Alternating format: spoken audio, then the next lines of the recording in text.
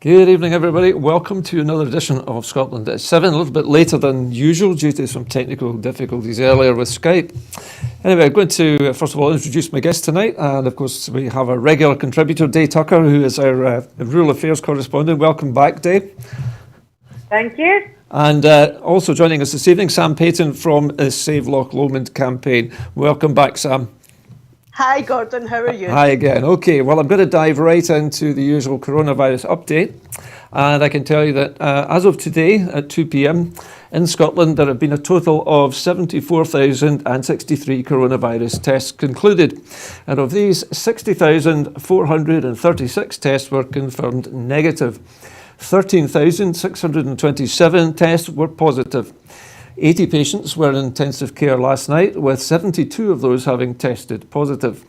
There were a total of 1,145 people in hospital, either with confirmed or suspected COVID-19.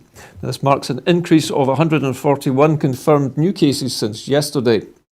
The number of patients in Scotland who have died from complications caused by coronavirus COVID-19 infection has sadly risen now to 1,862. This number only includes those who have died in hospital having received a positive test for the virus.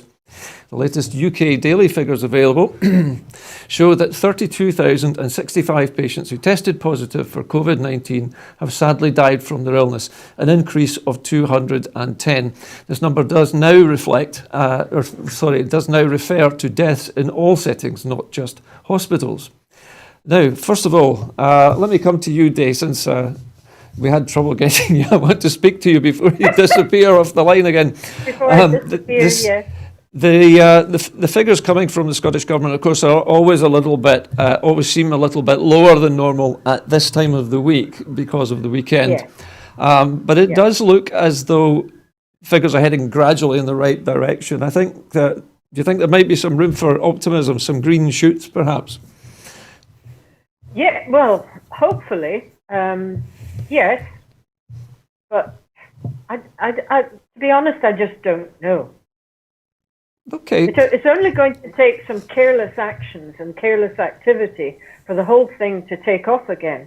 Yeah, well, we will be talking about that later on in the programme.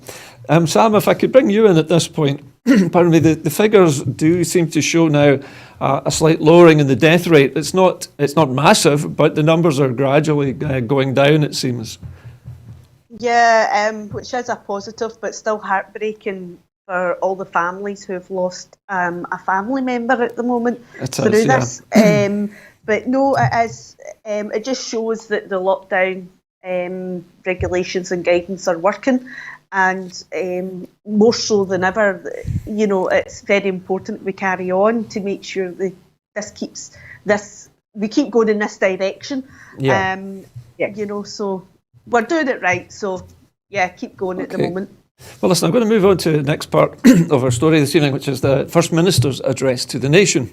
The First Minister has thanked the people of Scotland for their efforts to prevent the spread of coronavirus over the last 6 weeks since lockdown measures were introduced, saying the extent to which you have stuck to these rules, often at great personal sacrifice, has been truly remarkable. So I want to start with a heartfelt thank you. By staying at home, you have saved lives. Ms Sturgeon said that the virus was now in retreat. The number of cases in intensive care has fallen by almost 2/3 in the last week. The number of deaths registered in a single week fell. But the First Minister urged caution, saying that if Scotland eased up too soon, the virus could run out of control again, which would mean more people dying and all of us staying in lockdown for much longer. She went on to say, as a First Minister, I know that the impact this has on all of you, and as a citizen, I miss my family too. But I won't risk unnecessary deaths by acting rashly or prematurely. So I am asking you, please, for the moment, to continue to do what you've been doing so responsibly. I also want to say a special thank you to children. Not being at school or seeing your friends or hugging your grandparents is really tough, but you've handled it brilliantly, and I'm so proud of all of you. Staying at home now is an expression of love, kindness, and solidarity. We're doing it for each other and not just for ourselves. It is how we protect each other, protect our NHS and save lives. And it will also bring forward that moment when we can begin to return to normality. Day, this sounds a very different tone from the First Minister. Cautiously optimistic, I think you might say, Yes. would characterise Nicola Sturgeon's speech today. What do you think? Yeah. Yes, it was. But I still don't feel optimistic myself because it's going to take a bit longer. And I know people are getting impatient. And I just hope that they manage to curb their enthusiasm and don't take any risks.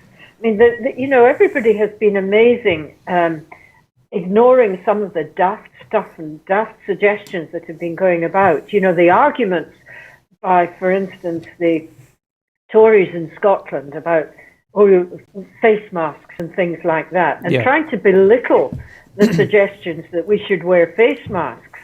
And they're just confusing the issue. And I don't see that changing. If she says black, they'll say white, and if she says white, they'll say black, just to get a sort of political point scoring thing over. Yeah. Okay, well, if I could turn to you, Sam. The First Minister's been scrupulous in her efforts to try and keep the politics out of this situation. But from what Day is saying, she doesn't believe that the Conservatives in London are doing the same. What's your opinion of that? Do you think that the Conservatives are playing politics a bit with this? Yeah, I totally agree with Day. It doesn't matter what our First Minister would say, the Tories would just say the absolute opposite. And it was interesting with the new kind of report that came out today from Westminster, suggesting that we should be wearing face coverings, when we're out and about in public places or using public transport. And yet Nicola Sturgeon was heavily criticised, when she suggested this a couple of weeks ago.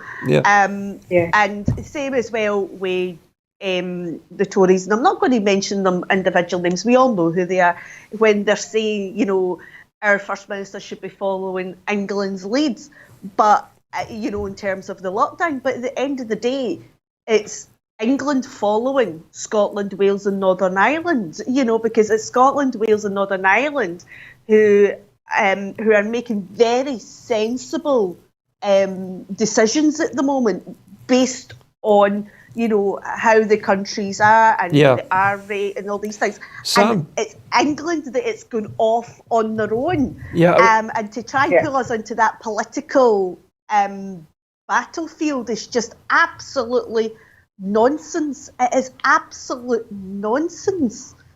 I was going to ask you, Sam, if you think that the Tory party seems to be reacting, it's a knee-jerk reaction to public opinion, but then somebody was reporting recently in the press that the UK government had actually been briefing them they were going to start easing the lockdown before the weekend, and therefore they raised people's expectations. Dave, what do you think? Did this government raise expectations too high?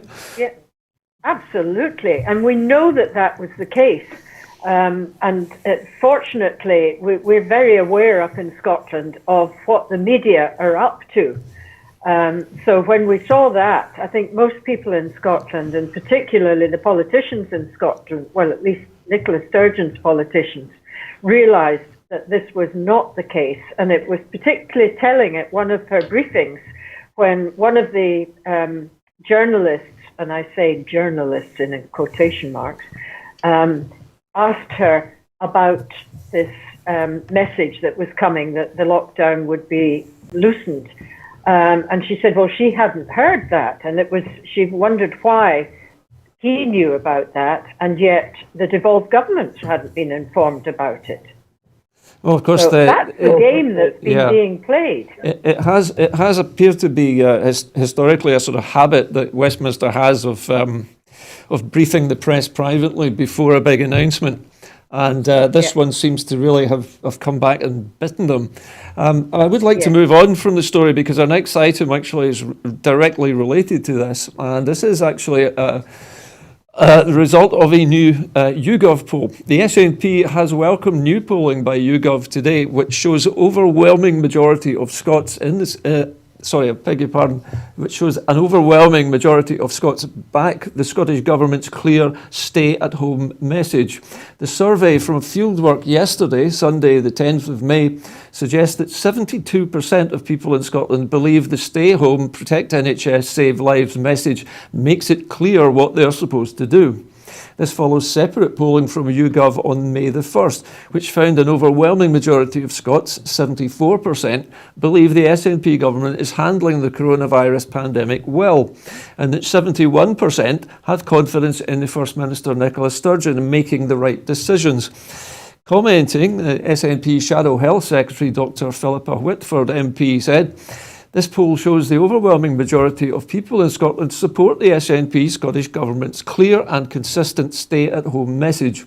By following this advice, we are preventing an increased risk of infection and saving lives. Together, we are making progress and we must follow the rules to ensure it continues."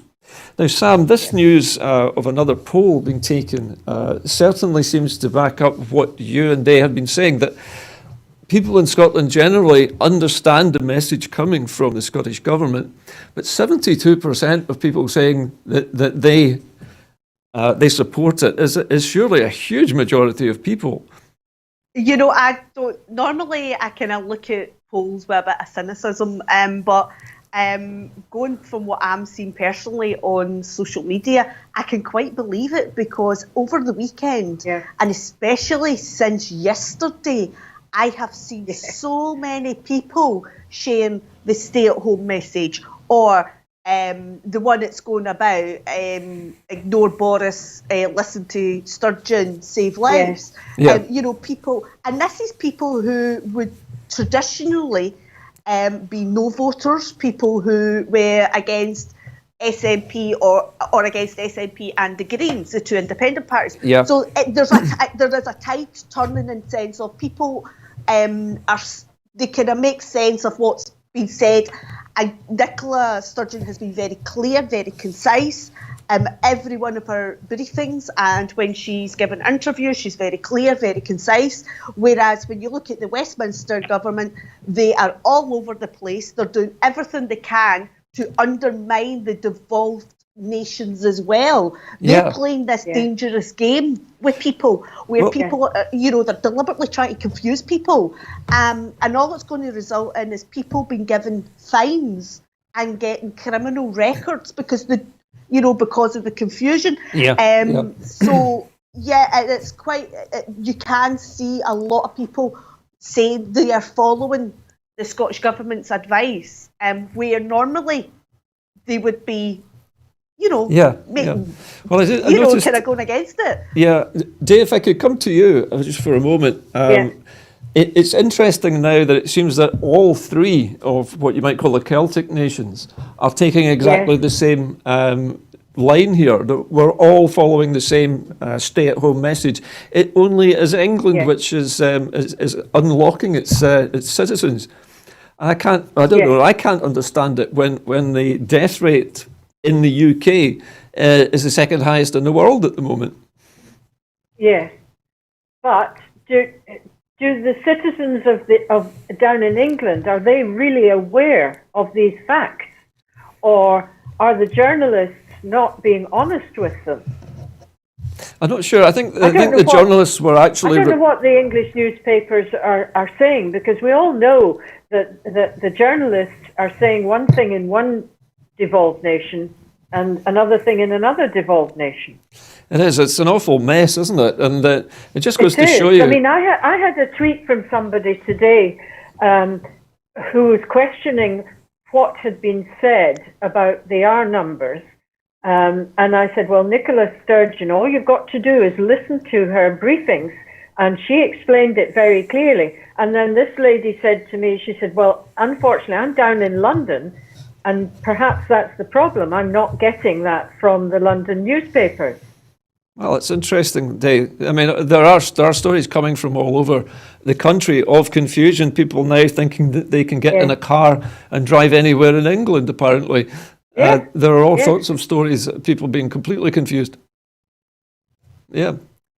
Anyway, I think I'll move along from this now. There is so much to talk about in coronavirus, and we now have a second coronavirus Scotland bill. Emergency measures to protect people facing financial hardship and to allow public services to operate effectively have been introduced to Parliament in response to the COVID-19 pandemic.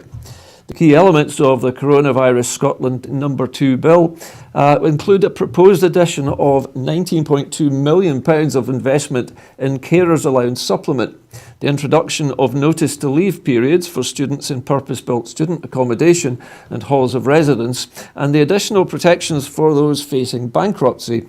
If passed, the bill will raise up to £10,000 the minimum debt level that an individual must owe before a creditor can make them bankrupt. It will also raise the upper threshold for the availability of the minimal asset process, MAP, to £25,000.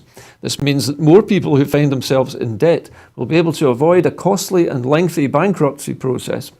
Together with extended moratoriums in the last Act, which now gives people 6 months protection from their creditors while they think through their options, and the changes made to debt arrangement scheme last year to help those people to pay off what they owe, but need more time to do so. These changes will help ensure solutions are there for anyone pushed into unsustainable debt by the pandemic.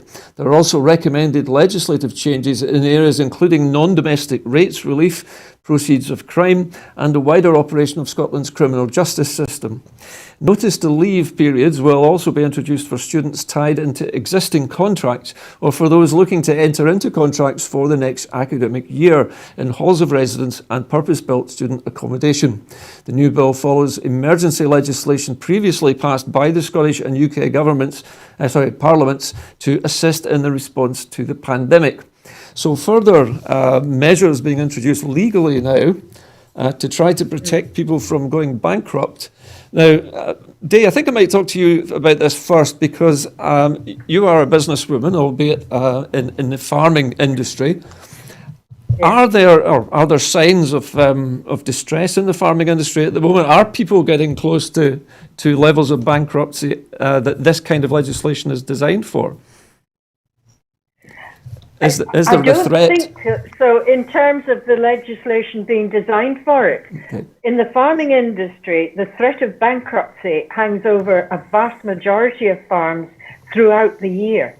They're always fighting against it. The farmers have the highest levels of debt, I think, of any of the sectors. Wow. Bankruptcy is not something that happens because, unless, of course, they're a tenant farmer, and then they're in trouble. But okay.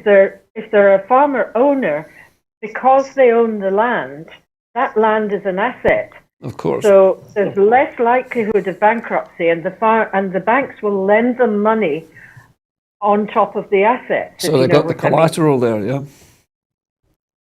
Yeah. So I don't think that we can compare farmers to the average business in Scotland who really is struggling with debt. But interestingly, isn't this good that this time round, it's not the banks who are being bailed out, it's people. Okay. Listen, thank you, Sam. Thank you, Day. Sam, I wanted to bring you in here as well because I know that you're also in business, but not obviously in farming.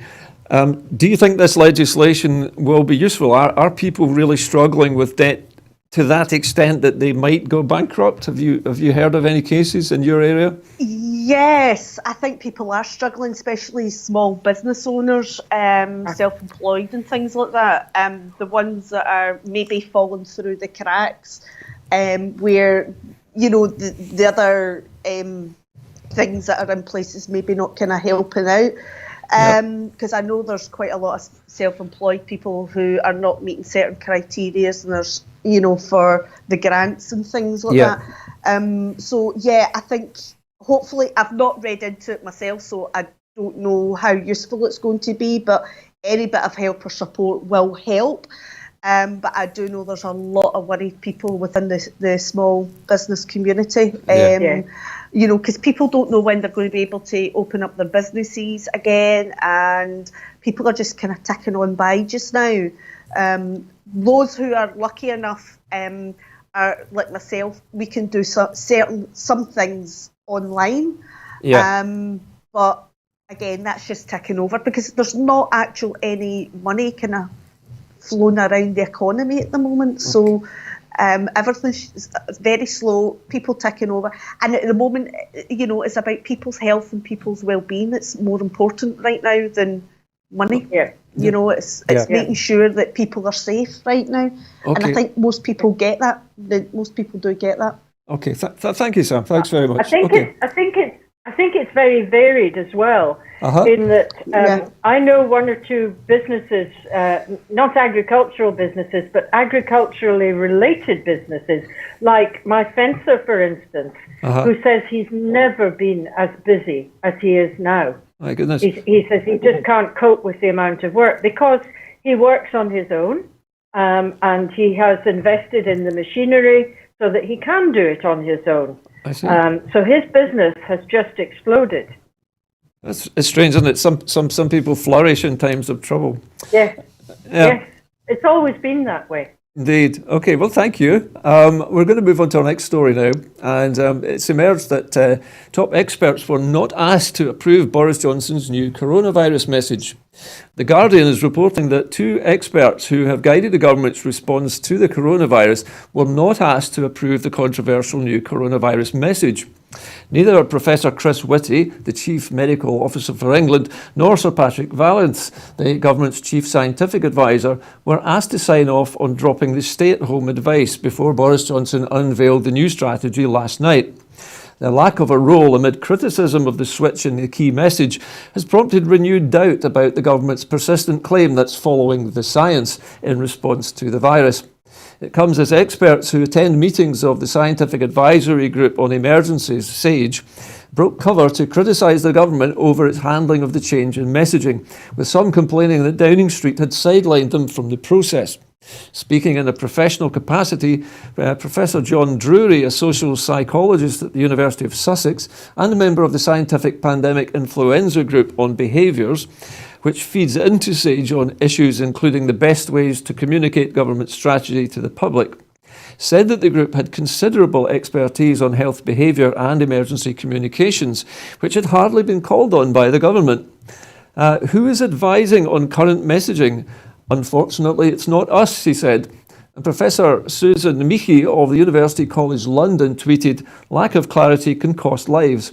Scottish Government, a good example of clear and consistent messaging. No spin, no self-congratulation, no defence, just honest communication, including the uncertainties, and it engenders trust and adherence, avoids confusion and anxiety." Now, Sam, if I could come to you first on this one. This story, again, is showing the lack of consistency, it seems, in the government's approach to its messaging. It's not even listening to its... the UK government is evidently not even listening to its own experts. Yeah, basically, what can I say? It's the Tories. Are we surprised? Yeah. And when you were kind of reading that out there, I'm just thinking, are we really that surprised? That's how they work. That's how they kind of deal with things. And as us up in Scotland, no, when it comes to them, there's no such thing as, democracy. There's no such thing as, kind of pulling everybody else in and getting the ideas and listening to advice. It's what they say goes. And, and the only thing about this is hopefully people in other areas will now start to see what we see up here in Scotland. So hopefully now they'll start seeing how the UK government behaves, and they treat people with complete contempt, and that's what they're doing right now. And I, for one, am very pleased that I'm up here in Scotland, and we have a Scottish government who admittedly get things wrong now and again, but I've got a level head about them at this moment in time. So, but I'm not surprised it's the Tories. What can I say? Okay, thanks, Sam. Dave, you've heard the story as well. Now, what do you think? The government, I say the UK government, has assembled a group of experts, and they say that they're being guided by the science. And yet, for some peculiar reason on this occasion, they didn't allow the science to guide them for some reason. We don't know why. It's bizarre. Well, it's not really, and I would take issue that it's consistency. There's no consistency. The consistency is that Dominic Cummings and his backers have a plan.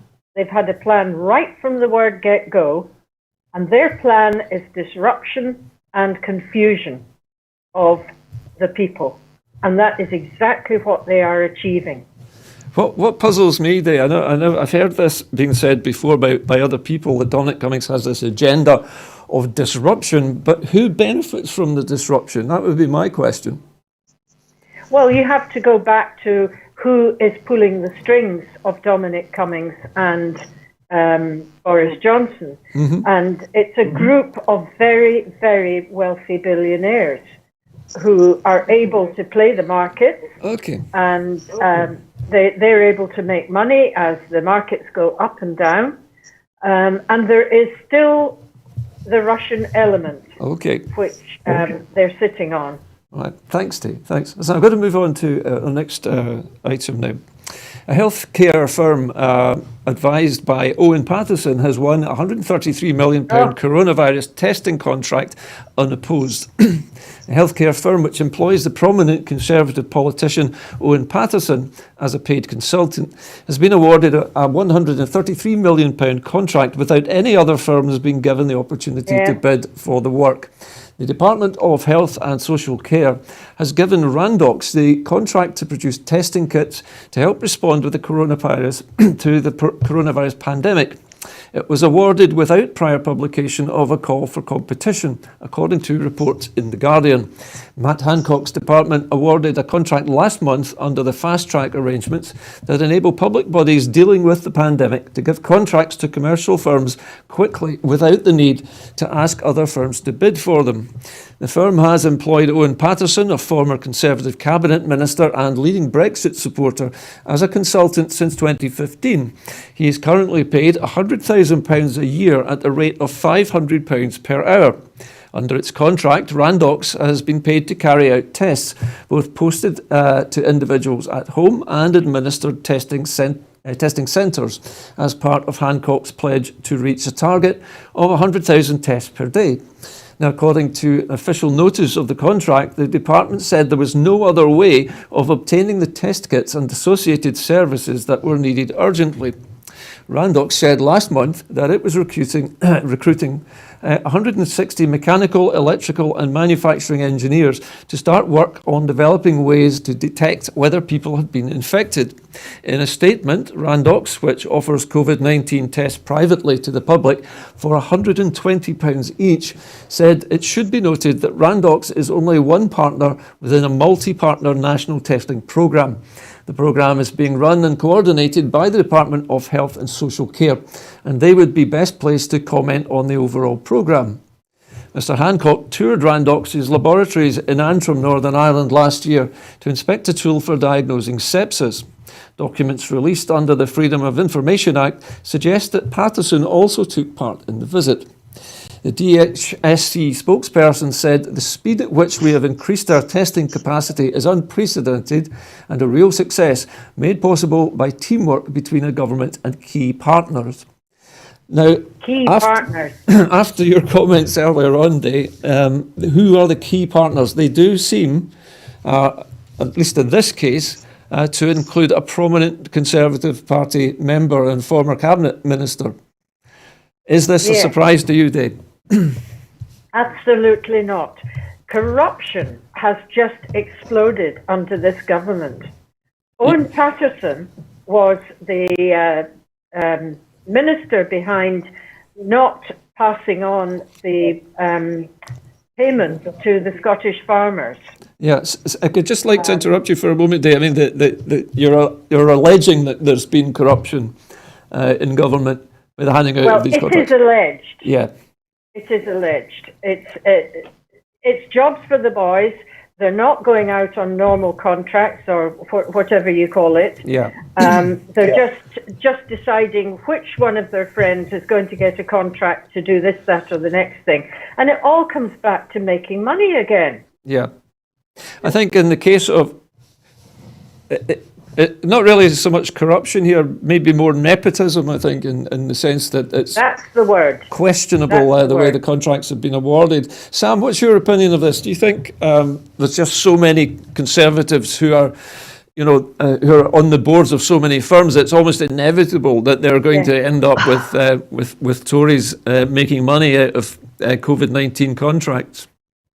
I'm absolutely fuming, Gordon. I am absolutely just so angry that the fact that, I'm not surprised it's going on, but I'm angry because the end of there's got to be questions raised as to why this is being allowed. And surely there must be some sort of conflict of interest here. Somebody's, is allegedly making a lot of money who is, a member of, the political party, Sam, who is the UK government, and it's just absolutely disgusting. Now, Sam, some would argue that this man was. Some would argue that this Conservative Party former minister was already on the board of this firm and would have been paid. Would have been paid.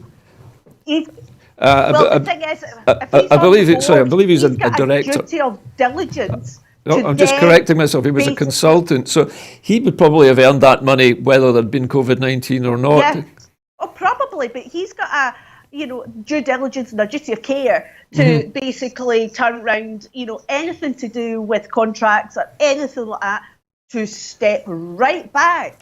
And they should be doing that, but they're not doing that. They are grabbing these opportunities with both hands. You think this is... And people, and it's, to be selling these tests privately for £120 each. Yeah. And what I would like to know is, seems to be allegedly the only company that's supplying the tests and things. What is the actual... What is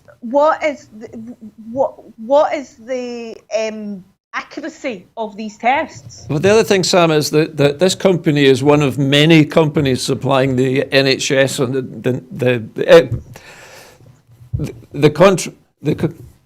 I think the issue here is really more to do with how the contract was awarded. But even still, but what is the accuracy of these tests, and to what percentage are they supplying the NHS compared to the other companies that are supplying the NHS? Yeah. I think the problem is here that Matt Hancock can pretty much choose whoever he wants because of the emergency powers that he now has. I'm going to move us on now to our next story, which is also COVID related. And this time it concerns the care company HC1, who have been accused of moving care staff from Kent to a COVID-19 hit home farm care home on Skye. Responding to reports that care home company HC1 had transported staff from Kent to Skye to work in the COVID-19 hit home farm care home. And the Skye MP Ian Blackford has said support for families and staff at this time is paramount. However, legitimate questions have to be asked of HC1 as to how the infection spread so rapidly, and it must also be transparent in its response. The last Care Commission report raised legitimate concerns about infection control issues and staff training, matters that are critical given everything that we have gone through. Now, Dave, this story obviously concerns the transportation of individuals from Kent all the way up to Skye, presumably to help... During lockdown. Yeah, presumably to help with the staff shortage on Skye. Is this, do you think, a safe thing to do? I wouldn't have thought so, no. But again, they wouldn't have been tested beforehand. To me, it just seems awful that this has happened altogether. and to a place like Skye, and it has spread from the care home into the community in Skye and Portree. I think the implication here is if they're transferring staff from other parts of the United Kingdom to places like Skye, they're more likely to carry the infection from one home to another. Sam, if I could bring you in at this point, this story puzzled me when I first saw it because it appears at first glance to be a moving of staff from one place to another. Now, care homes obviously need staff, but to bring them from Kent seems an awfully long way to come, doesn't it? Yeah, it does. I'm like you, it kind of puzzled me at first as well, because your first response is staff, sometimes do go from care home to care home. At this moment in time, they shouldn't be because of the transmission.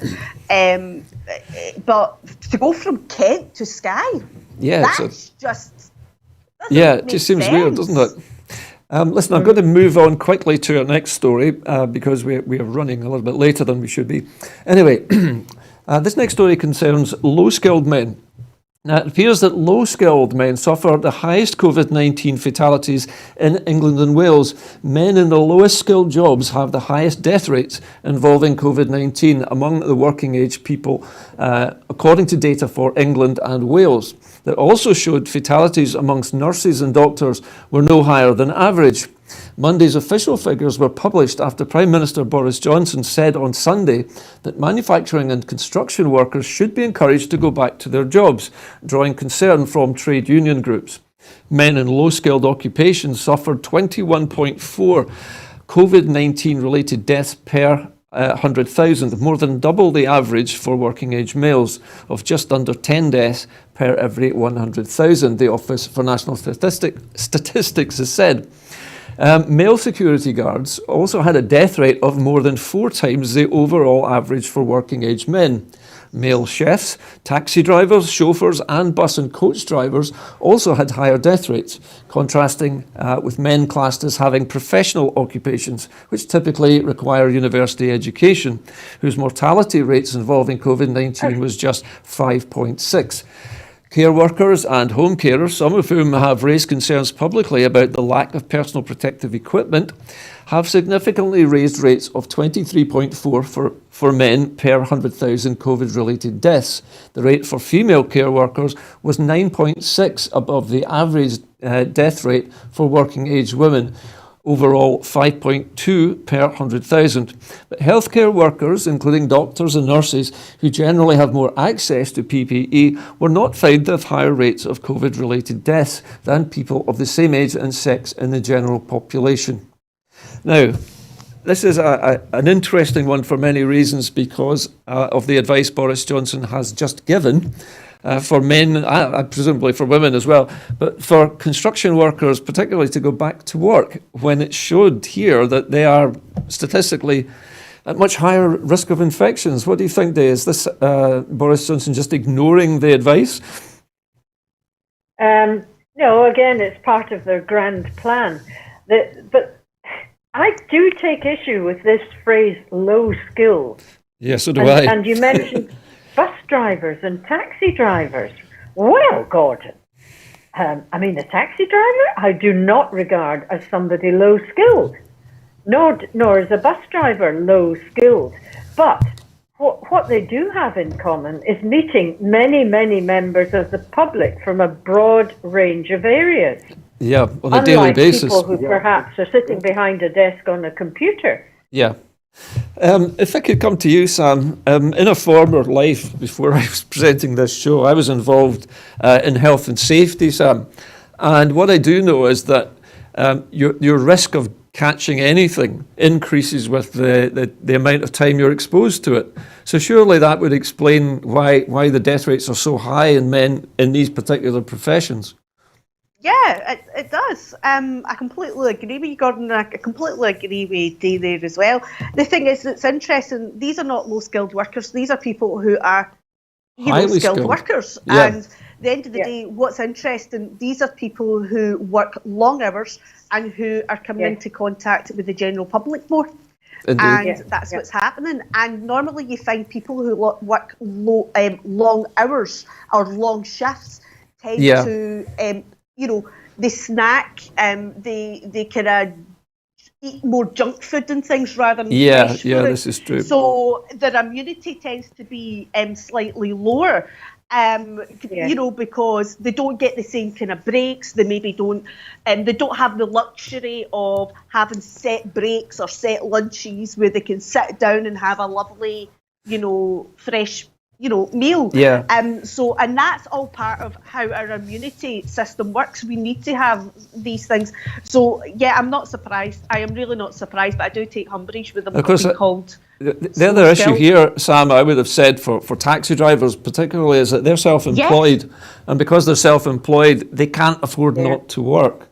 And many of them will have gone out there because of that. And a lot of chefs as well work on a self-employed basis as well, where they go into kind of contract work as well. So again, they're in that same position. So it's quite difficult. And I know the taxi drivers right now, locally around my area, are really struggling right now. And they have got no choice. They are out working. And they are putting themselves at considerable amount of risk, and especially people who are being security guards for a lot of the shops, because a lot of the shops are employing, you know, every supermarket has security. them. You know, and these people are at high risk as well, because they're the ones that are dealing with the public at the front door. Sam, I would be interested to know how much more at risk police officers might be as well, because they have to frequently come into close contact with other people. Well, the thing is with the police is when they are out in patrol, they are sitting in the car with, you know, someone else, but it's not necessarily the same person they're with, you know, every day or every shift. Sometimes that can change during the shift, so it would be interesting to know how this is affecting the police force. Listen, Sam, thanks for that. I'm going to move on a little bit now to our next story, which is still on the subject of coronavirus. This time we're moving to Germany. And this week, Germany has seen a surge in the signs of a coronavirus alarm. Germany reported on Monday that new coronavirus infections were accelerating exponentially after early steps to ease lockdown. News that sounded a global alarm even as businesses opened from Paris hair salons to Shanghai Disneyland. Germany's Robert Koch Institute reported that the reproduction rate, the number of people each person infected with coronavirus goes on to infect, had risen to 1.1. Any rate above 1 means that the virus is spreading exponentially. German authorities had taken early steps to ease the lockdown measures just days earlier, a stark illustration that progress can swiftly be reversed, even if a country with one of the best records in Europe of containing the virus so far. So it seems that Germany, which did until very recently have quite a good, enviable record on the way it has dealt with coronavirus, has suddenly found itself going into reverse day. I think this goes to show what we were talking about, how dangerous this could be. Absolutely, and the First Minister actually mentioned Germany. She had to mention it to one of these daft journalists today again, you know, who were saying, oh, why can't we come out, and can you explain the R numbers and all that sort of nonsense.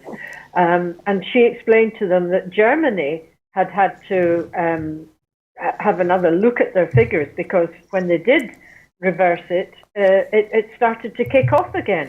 I read somewhere online today that Germany's coronavirus outbreaks had occurred in the meatpacking industry. I'm not sure if that has been confirmed or not. That was the story there. It may not be true. It's unconfirmed at the moment, but anyway,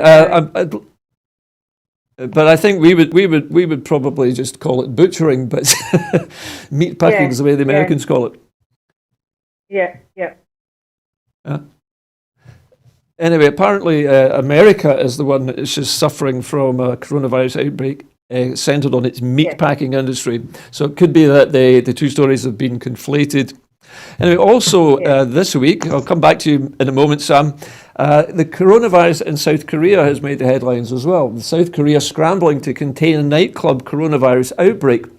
South Korean officials scrambled on Monday to contain a new coronavirus outbreak, searching for thousands of people who may have been infected in a cluster of cases linked to nightclubs and bars in the capital, Seoul.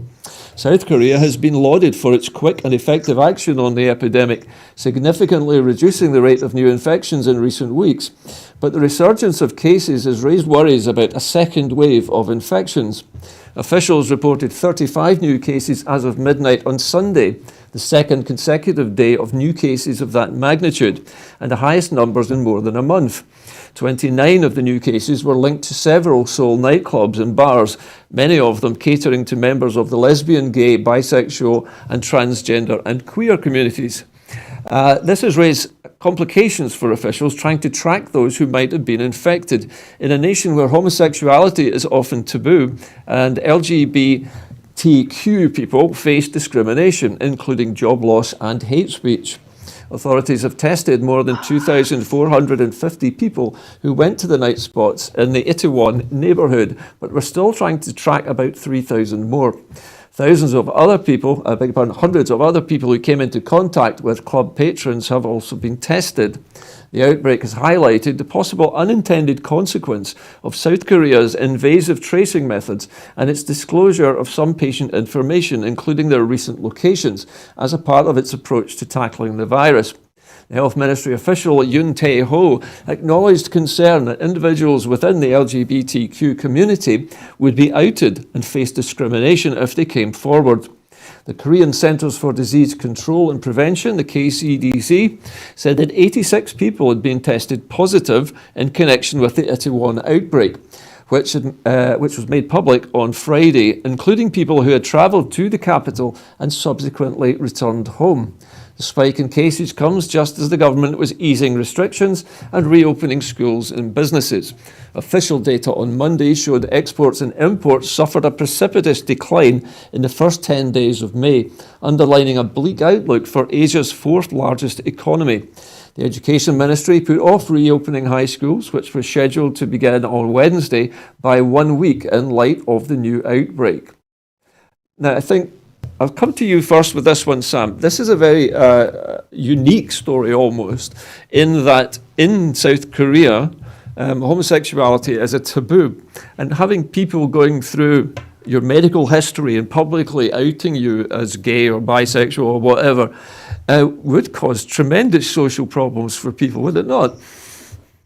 Yeah, there's kind of two different kind of stories here, isn't there? There's the one regarding, people's right to privacy, and then the fact that there's been, a kind of outbreak regarding people's difficult balance to strike. To out people is just disgusting. I mean, that's not going to solve anything, and people do have a right. I know that South Korea and but people have a right as a human basic right to some privacy. To have privacy or anything, and I just think it's despicable, and I think it's absolutely appalling. And then especially, regardless of what the country's views or the government's views are on homosexuality, gays, lesbians, queers and transgender, that should be put aside at the moment, depending, because at the moment the problem is coronavirus, it's COVID-19. That's what they should be focusing on. Well, the thing is, they shouldn't be turning around and saying to people, the fact that people could be outed, they could cause family disputes, it can cause the social damage could be enormous. Social, people to be socially isolated from, it's just absolutely appalling. And the thing is, it's just, I've got no words, that somebody would use, and I know it happened, I'm not naive about it, but I have no words at the fact that there's a government who would use this, and when people, they need to get this virus under control. End of. Yeah, Sam, I'd like to involve Day in the conversation now. Day, I'm just thinking there, should they even have bothered opening such nightclubs if this is what has happened? It seems to be quite a reckless thing to say suddenly hundreds of people can come from all over the country and come into close contact with one another immediately after a lockdown. Well, that's the thing that strikes me. It's exactly the words of caution from our own First Minister, that even if we have 3 weeks of another 3 weeks of lockdown and things look as though they're going well, it still means we have to be cautious and do things little by little. Okay. And not jump into it. Like they are down south, having street parties, for goodness sake. Yeah. And all that sort of nonsense that's going on. If they're having street parties during lockdown, can you imagine what's going to happen down south when Boris Johnson says, right, that's it, you can all go again? Yeah. Well, listen, I'm going to move the show just along a little bit quicker now. We're heading to our next story, which is actually closer to home. And this, I think, is a little bit ironic, but the chief executive of NHS Scotland has stood down due to ill health. Now, Malcolm Wright, the chief executive of NHS Scotland and the Director General of Health and Social Care, has tendered his resignation on health grounds due to an underlying medical condition.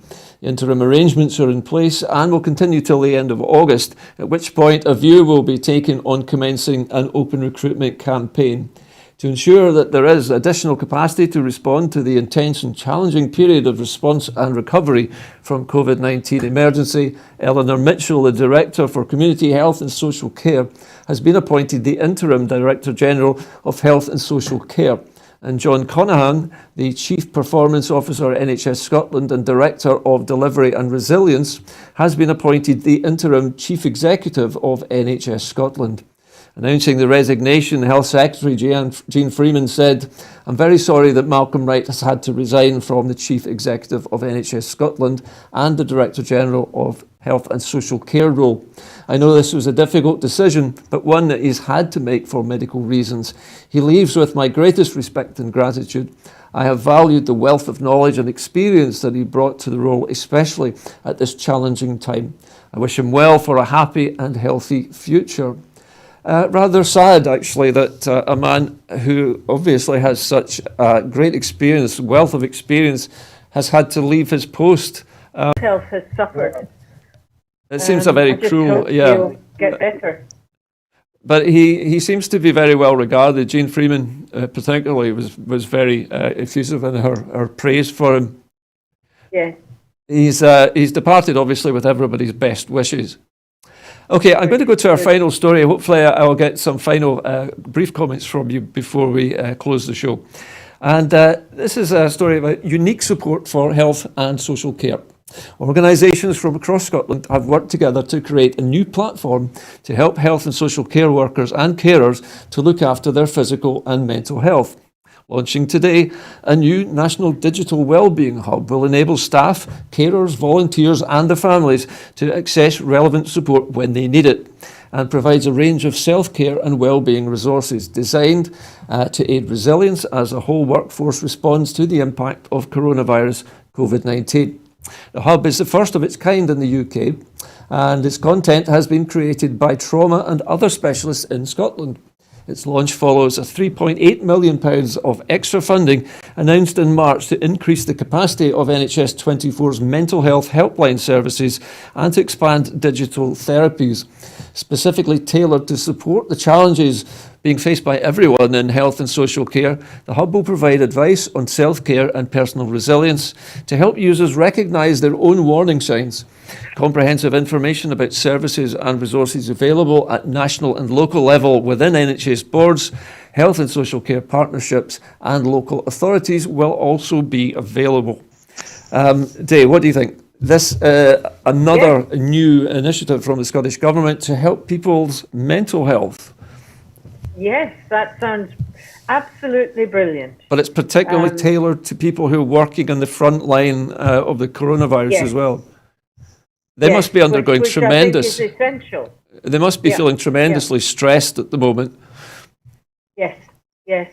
Well, I know that Scottish Government, who fund the Farm Advisory Service, FAS it's called, they funded them, and also our Agricultural Benevolent organisation, to put together a program, a very similar sort of program, and that came out, probably 3 months ago, because of all the suicides and the stress that farmers were undergoing due to just generally being farmers and markets breaking and all the rest of it. And that has been amazing. I was in on the very early trials of it, was it last year or the year before, and it was terrible. Was it? You know, it was. I applied for it and then came out of it, and then I said to them, "Look, this isn't working." I said, "No farmer's going to take this up." It was just awful. But boy, have they come back with something really good. So sometimes I think, it's obviously a little bit of trial and error involved. Sam, what do you think of this idea of providing support with a helpline for frontline staff for their mental health? Yeah, it's needed. It's needed, Gordon, because the frontline workers, they are under some amount of stress at the moment, and they're dealing, with everybody else's problems. So it's needed. Of course, this goes it seems to go much further than just being a helpline, because it joins up all of the dots, doesn't it? It joins up the services with the people who need them and when they need them. And it needs to be like that. It needs to be, and also work in real time as well for people. But it's badly needed.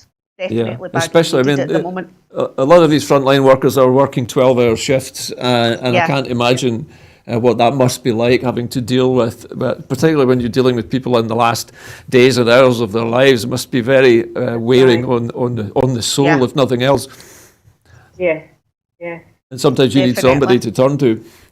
Well, listen, I think we have just about run out of time for this evening, but I'd like to thank you both for taking part in a slightly later show this evening. So my thanks to Sam Payton, thanks again, Sam, and to Dave Tucker in Stirlingshire. That's about it from us tonight on Scotland at 7. If you enjoy our programmes, you can, of course, become a Broadcasting Scotland supporter by following the instructions on your screen now and going to www.broadcastingscotland.scot/register, where you can join an expanding gang of people who help to produce programmes in Scotland.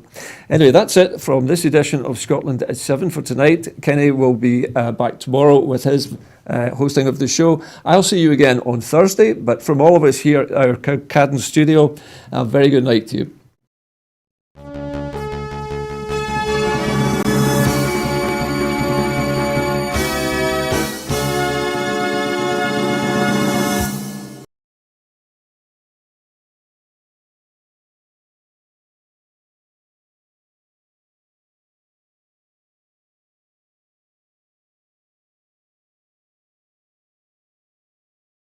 you.